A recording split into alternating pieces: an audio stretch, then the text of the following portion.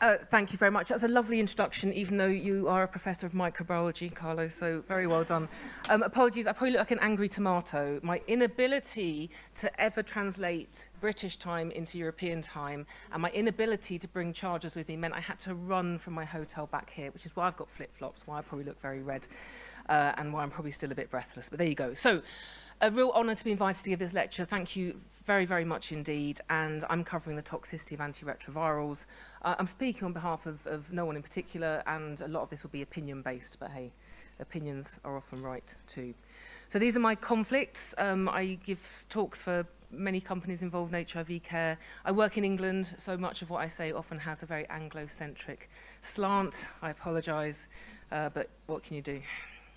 So, past, present, future, and closing thought. So I think the first thing to emphasise, though, is although the title of the lecture is about toxicity, there's a big overlap between toxicity and tolerability. So I tend to divide toxicity into things that we can measure, clinical endpoints, surrogate markers, whereas tolerability is about what people feel and what they experience. And the two don't always match. And what people care about isn't necessarily what we care about.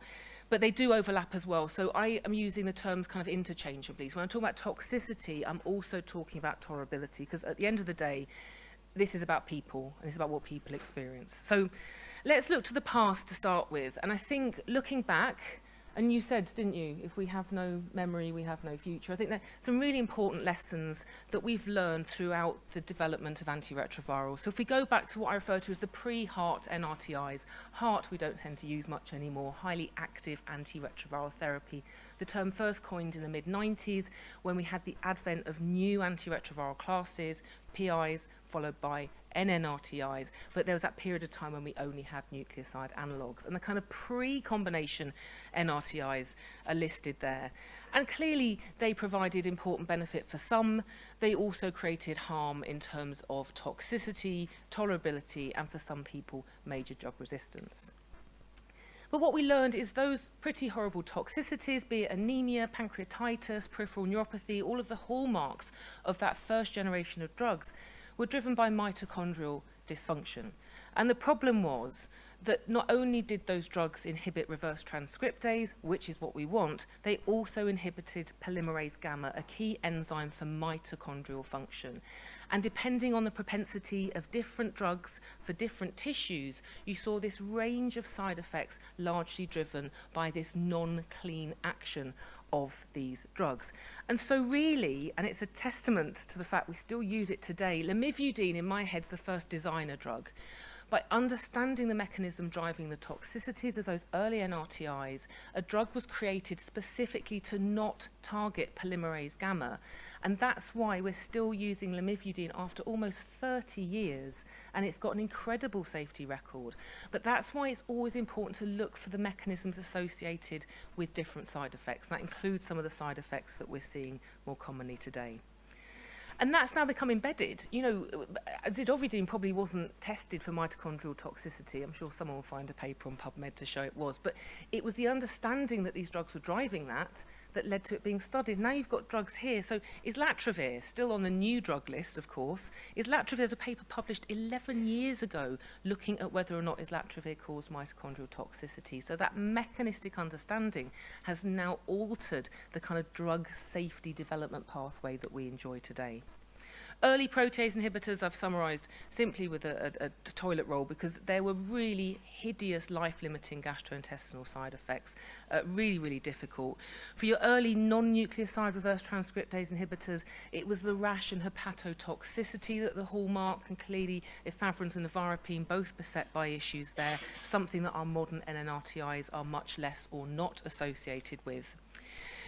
And then I think it's also important to look at our post-HAART NRTIs, and the lessons that we've learned there. So firstly, abacavir remains, although I'm not sure how long we can hold on to this claim, it remains one of the best examples of the application of pharmacogenetics to medicine prescribing.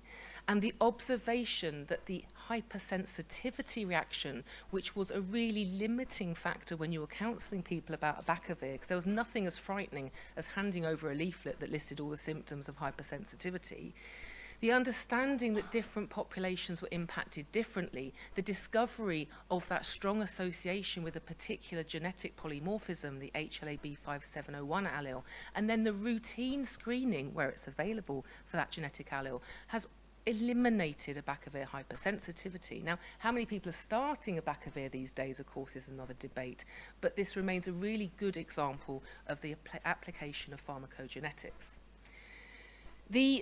In some quarters still debated, perplexingly to me, the association between abacavir and cardiovascular disease, which I think is as established as it ever will be, again led to mechanistic understanding. It's led to the fact that we now know which drugs do and don't inhibit platelet function. And it was through exploring the mechanism of an unanticipated toxicity that we now better understand how to screen our drugs for safety. Tenofovir disoproxil, the renal and bone issues are well documented, well discussed, dare I suggest in the context of unboosted therapy, slightly exaggerated. But what we've learned from that is, particularly for the renal toxicity, a close correlation between plasma drug exposure and renal toxicity risk. I think the relationship for bone density is not so clear. So that led to a reformulation of tenofovir that yielded lower plasma exposure, of course TAF or tenofovir alafenamide, getting into the cells, less drug in the plasma, therefore you're seeing less renal toxicity.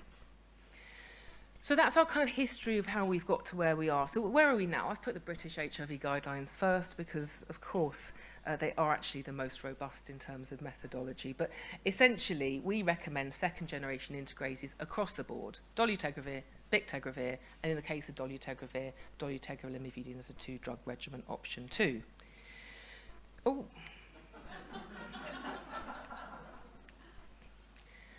So one of my issues, clearly don't know my own slide order there, so this is what we recommend. And of course, you know, integrases are really well tolerated, aren't they? And there's nothing to worry about. But the problem we have, I think, with our modern drugs, even though they are less toxic, and even though they are arguably safer, and even though they are better tolerated, it is the way that we describe adverse events. So this is your typical summary of product characteristics which informs a patient information leaflet. I saw someone this week who I was trying to switch from, using brand names, sorry, from Stribild to a number of other choices. And I genuinely did discuss Delstrigo, Biktarvy and Dovato, and they wouldn't switch because they'd read the leaflet. And I said, have you read the Stribild leaflet? And they said, no. I said, well, read the Stribild leaflet because you wouldn't take that either. And if you read all those leaflets and believed all those side effects, you probably wouldn't take your treatment. And this is the problem, that I think the way we describe risk of adverse events to the people who have to take these drugs is outdated and, dare I suggest, no longer acceptable. And that's driven by clumsy reporting, and some of you will have seen this slide before if you've heard me speak on this topic. We'll do a little show of hands. Do you want to take drug A with a 50% chance of diarrhea, or do you want to take drug B with a 5% chance of diarrhea? Who's going to vote for B? Who's going to vote for A? I did it the wrong way around just to trick you. Don't start being purist. This is an opinion-based, headline-based lecture. Milos, you're perfectly welcome to come and give the Andrea de Luca lecture next year.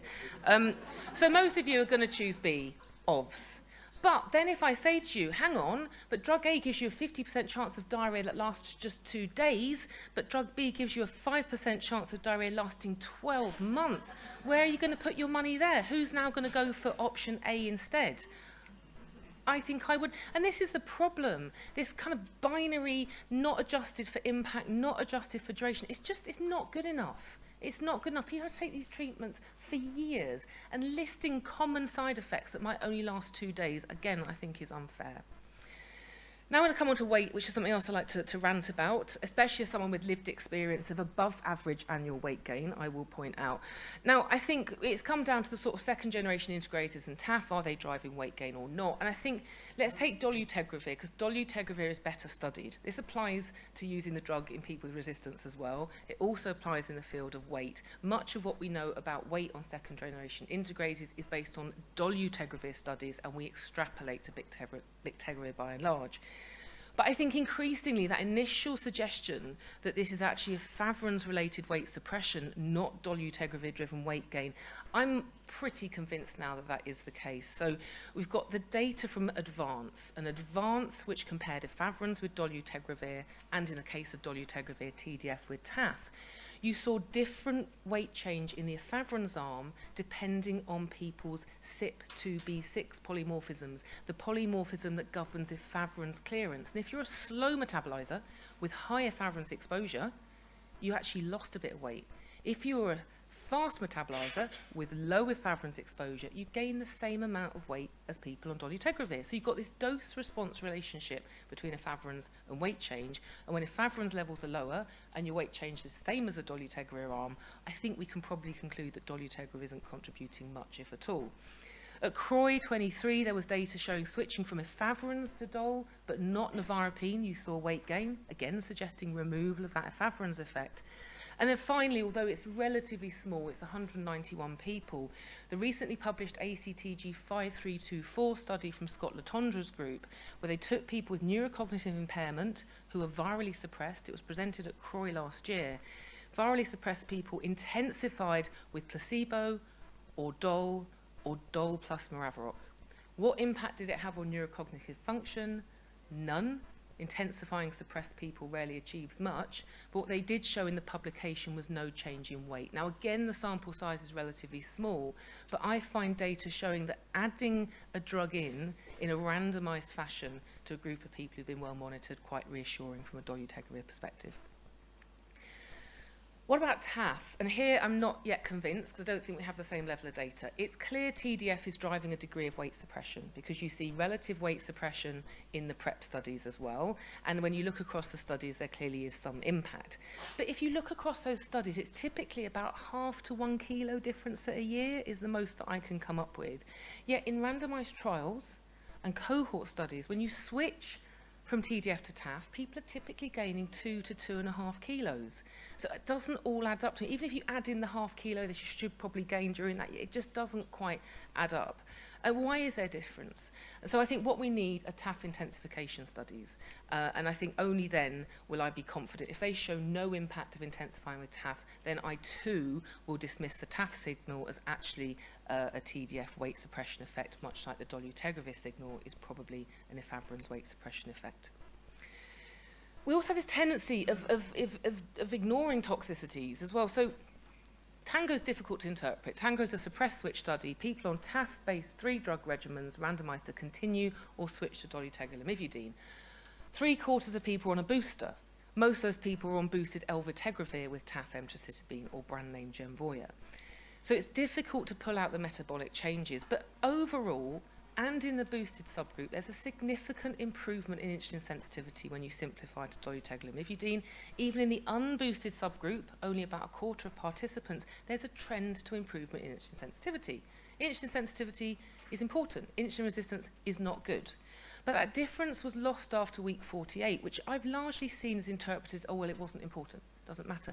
I completely disagree. The longer you follow up a human being, the more likely all those other drivers of weight, because weight is such a sensitive predictor of insulin resistance, you diverge over time. So actually, I think even week 48 is too late to really understand the metabolic impact of given drugs while minimizing the change in other driving factors. I think we should be looking at week 24. And actually, I think this still might have some importance and we shouldn't dismiss it. And then we have to remember the 10-year rule. This really comes from NRTI toxicities. If you look back over time, typically it takes about a decade from the point of licensing for significant NRTI toxicity to emerge. And let's just remember how long. Now, dolutegravir is almost there. It's only next year. I mean, it's basically Christmas already, isn't it? So that's, TAF's almost there, 2015, BIC 2018. Now, I'm not suggesting the same applies to integrases necessarily. I'm not suggesting these more modern, carefully tested drugs are going to have some hidden, horrible side effect in the future. But I think we just must remember that their use thus far has been relatively short-term in the context of HIV. And there is still some stuff. So I sometimes present a slide that shows you get higher TAF or tenofovir concentrations with TAF in the ileum, in the spleen, in bone cells. And there's also this paper here saying you get higher hepatic intracellular concentrations. Now, it's probably great for treating hepatitis B. Can't be a bad thing. But are there going to be any implications? Is it going to add up to contributing to very minor metabolic differences? The lipid differences between TDF and TAF are small. But is that combined with maybe an impact on insulin resistance and combined with this hepatic higher cellular concentration, it's probably not going to be harmful, but we don't know yet. yet, and that's why it's important to study. Now, the future, and I think adverse event reporting must improve. I think I've emphasised this already, but that's about, if you look at some of the older Gilead studies where they compared Stribild with atazanavir or Stribild with efavirenz, they did this sort of reporting, looking at the point prevalence over time, not just how many people had that side effect over a 48-week period, how many people had that side effect at month 1, month 2, etc. In any given month, what was the risk of getting the side effect for the first time? Because what you tend to see is most people see an improvement in side effects, and few people experience side effects for the first time after the first 4 weeks. And that kind of nuanced reporting really helps when you come to counselling patients. Routine reporting of all side effects and drug-related side effects, what's drug-related or not, comes often down to one person replying to an email. That's the reality. It's very subjective. I've seen examples when you're an investigator on a study and they share all the serious adverse reports of someone deciding that something clearly not drug-related is drug-related. Like, that's going to end up in an SPC if we're not careful. Now, they all get reviewed, and I'm being a bit dramatic, but I do think seeing all adverse events is important, because you're not going to necessarily deem a side effect as drug-related if it's not a side effect you've seen before. You're far more likely to say insomnia is drug-related when you know that a drug causes insomnia than if it's not. I think cluster analyses, a better understanding of what symptoms go together, because if mood change is always accompanied by insomnia, again, that helps counsel people about the likely risks. And finally, it's all well and good banging about the things that we measure, but what about what people feel? And I think routinely including, within reason, I don't think we need to look at the impact of a 1-point rise in triglycerides on someone's quality of life necessarily, but looking at the impact of these side effects on people's activities of daily living and their quality of life. I also think investigation of novel toxicities must improve, and I do think as a collection our response to the weight signals has been chaotic, disorganised and sometimes misleading. And I think we need to be much better at, from the very, very beginning, creating consensus definitions and endpoints. There seems sometimes to be a battle to publish first, and that can sometimes generate harm. We need to collaborate better. It's not always in everyone's first interest to collaborate, but we have to, because we have to remember why we're doing this. Whether you're a scientist looking at cells, a virologist sequencing virus, a clinician treating people, it's people with HIV that you're doing all of this for. And if you can do that better by collaborating and by not being first author on something, then suck it up.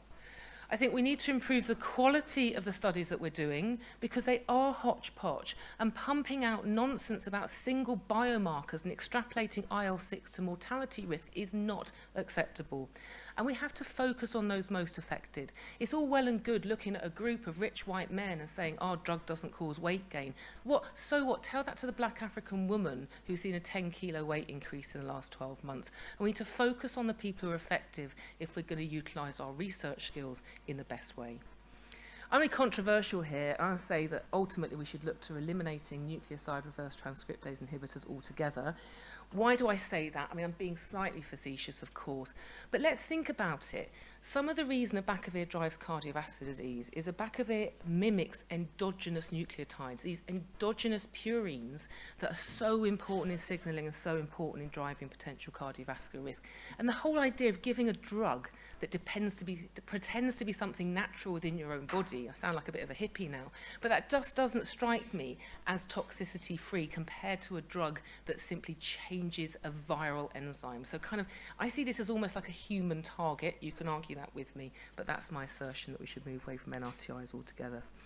Pharmacogenomics. Stop resting on our HLA B5701 laurels and let's start using pharmacogenomics in a more intelligent way.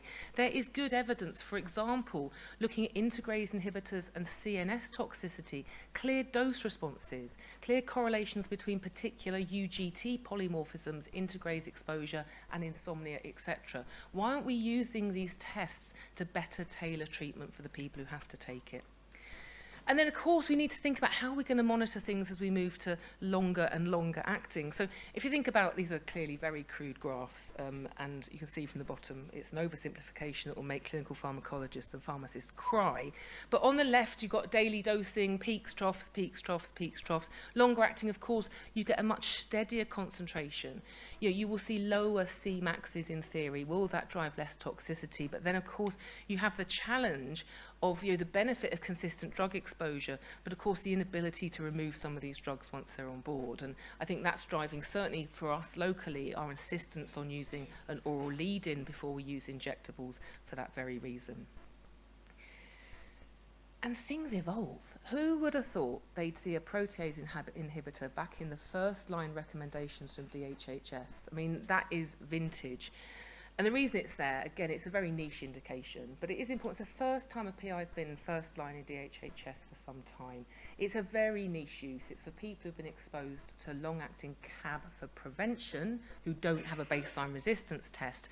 But it's just an example. Just when you think you might have parked a drug class, it's going to start reappearing. And on a serious note, although rollout of injectable CAB, if it's accessible, will undoubtedly reduce the number of new HIV infections, there will be an impact on a smaller number of people who are going to have more integrase resistance, and we need to think about the implications for treatment programs.